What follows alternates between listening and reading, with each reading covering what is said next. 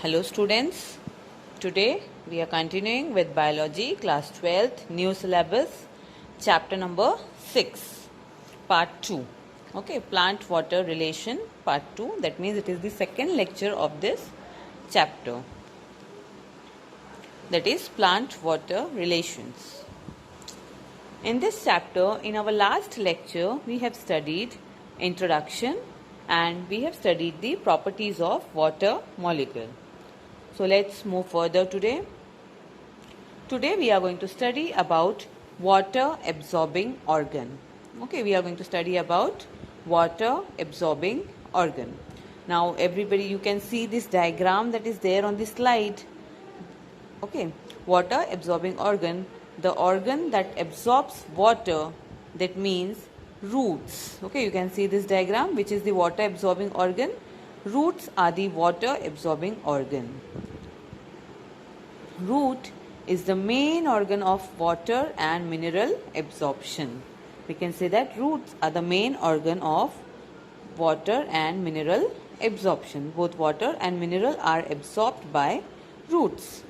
In terrestrial plant absorb water in the form of liquid from the soil.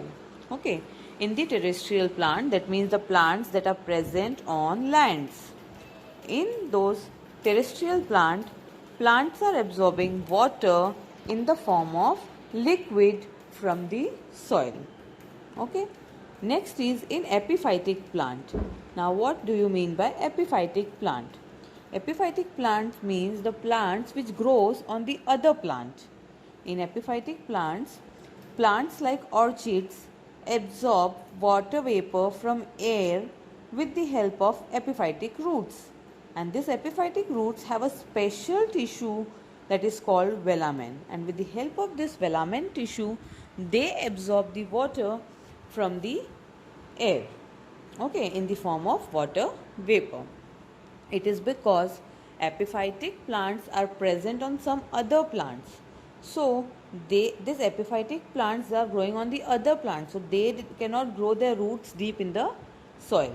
So, what they are doing, they are growing their roots outside the plant in the air, and they absorb from there water vapor in the form of air, and that is done with the help of special epiphytic roots, and that are called as velamen tissue.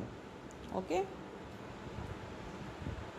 Now let us study the different zones of root. Typical root is divisible into 4 different regions. You can see here the root cap, meristematic region, zone of elongation, root hair zone, maturation zone. 4 regions are there, 4 zones are there. Meristematic region, zone of elongation, root hair zone, maturation zone. These root hair zones are having root hairs on it. Okay, this is also called as region of absorption. This region, especially in roots, are doing the work of absorption. They absorb the water. All these root hairs absorb the water. They increase the surface area for absorption of water. So 4 regions, I repeat, meristematic region, zone of elongation, root hair zone, maturation zone. Okay, root hair zone, maturation zone. Now, moving further, we will study in detail about the root hairs. Okay, what are root hairs? You have seen here in the diagram, these are known as root hairs. Okay, now definition is, in the zone of absorption, epidermal cells, that is epiblema cells, form unicellular hair-like extensions, and that are called as root hairs. Okay, see here, unicellular means single celled, hair-like extensions from the epiblema cell, above layer cells. Epiblema cells means above layer cells.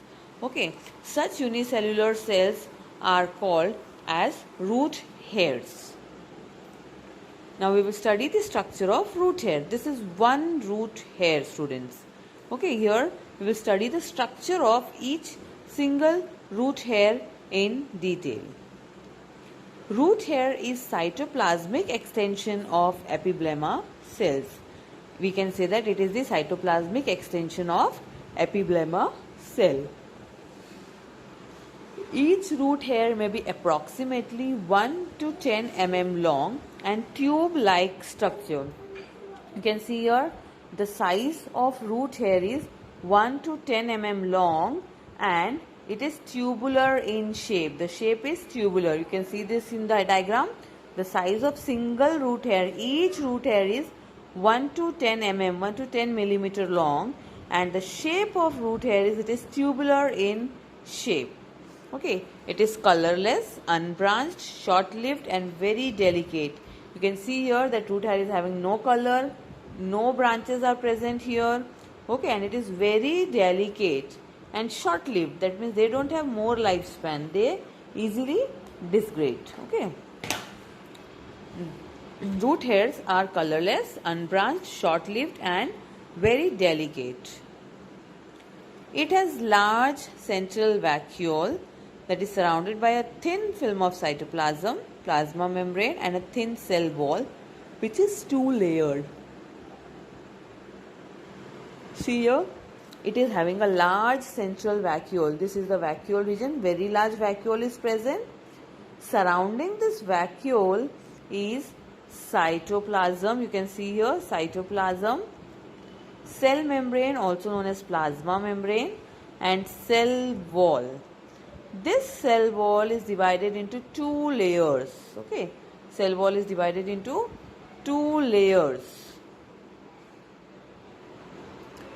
The outer layer is made up of pectin and inner layer is made up of cellulose. Okay, that two walls are made up of two layered cell wall is made up of, outer layer is made up of pectin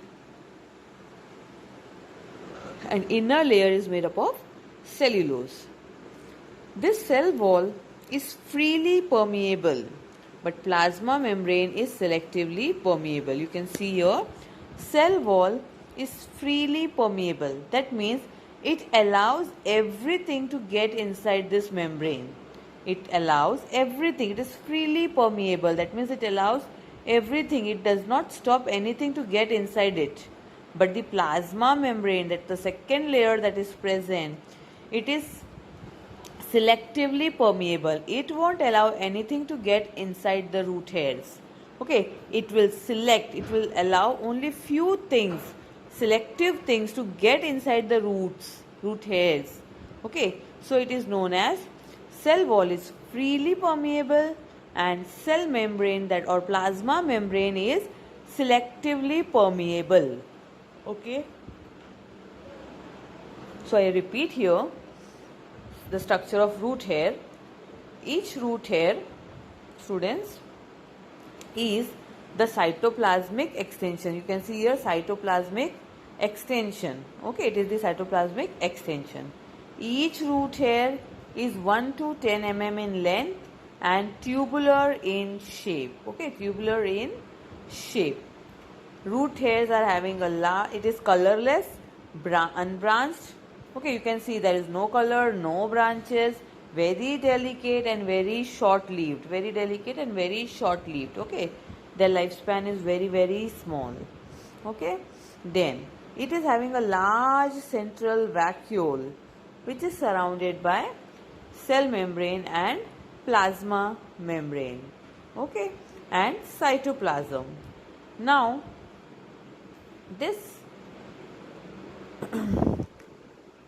cell wall layer is two layered. Okay, it is having two layers, outer layer, inner layer. Outer layer is made up of pectin and inner layer is made up of cellulose.